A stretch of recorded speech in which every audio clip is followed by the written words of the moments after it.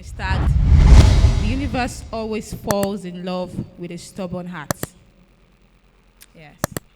So, you know those four lepers in the Bible? Those guys are the real G's.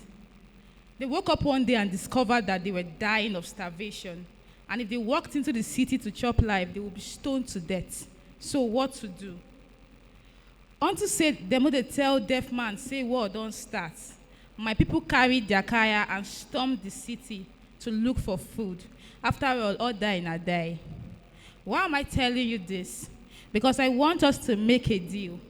Especially in this era where everything is looking like a Goliath package.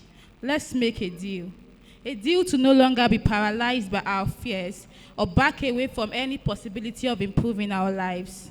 A deal to stop telling ourselves that we can't learn that skill or don't deserve that job or are not big enough for that contract because we don't have the connections or enough recognizable letters behind our name.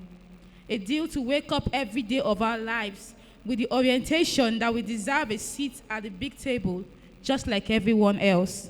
Last, the reason why many of us don't try out great things is because we are afraid of turbulence.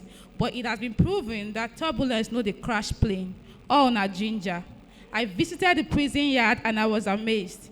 You know, many of us think of prisoners as iron condemned or no-gooders who are facing the music because of their mumurity. Well, I met prisoners who have become preachers, authors, musicians, even mentors right there in the prison yard.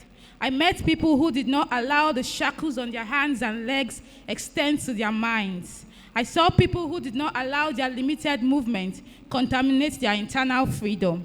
And if these confined people did not allow their restrictions define their possibilities, if they were able to find hope within the confines of prison walls, then wahala for you because you don't get excuse.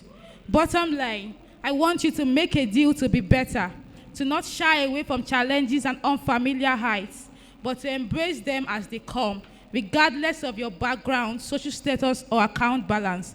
And if you die, you die. In fact, let me tell you something. The people that actually said, if I die and die in the Bible, did not die, you know. Tell me about Queen Esther. Tell me about the 3 Hebrew boys. Tell me about Daniel in the lion's den.